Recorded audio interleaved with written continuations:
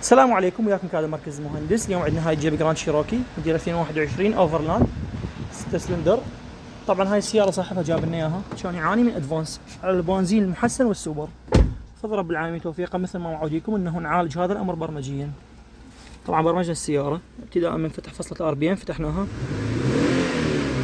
كذلك برمجه المراوح على 96 98 99 على 3 سرع بدلا من سرعتين، لان مثل ما تعرفون هاي السياره خليجيه تجي مروحتها هي فيديوتي عاصفه.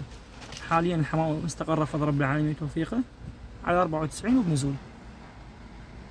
كذلك السرعه فتحت كانت مقفوله على 207 فتحناها ل 260 بطلب من صاحبها.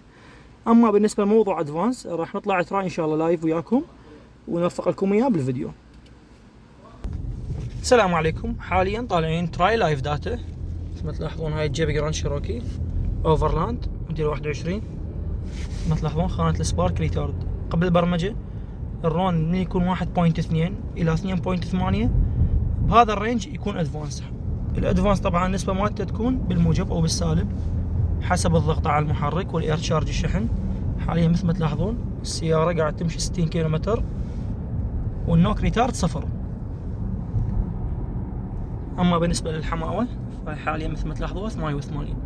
طبعا حاليا صاحب السياره يسوق. ابن عمي قبل برمج السياره شنو كان موضوعها؟ الادوان كان فظيع يعني. على يا بنزين كان عندك ادوان؟ البنزين المحسن حتى السوبر كان عندي بدايه الانطلاقيه. اي نعم. وسرعه 60 او نعم. بالدوس يعني يعني بارت ثروتل ما انت قاعد تمشي على كيفك كانه. بالضبط نعم. الادفانس يعني تجاوبات حتى يصير مسموع. اي نعم.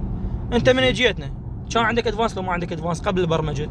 طبعا ادفانس كلش عالي كان عندي. ومن بعد ما برمجنا واخذت التراي اول وهذا التراي الثاني شنو رايك؟ لا الحمد لله نهائيا ماكو اي ادفانس. وها مثل ما تلاحظون هاي الكيلومتر حاليا 60. انت كان عندك بهذا الرينج اكو ادفانس صحيح؟ نعم. سواء بنزين محسن او سوبر. نعم.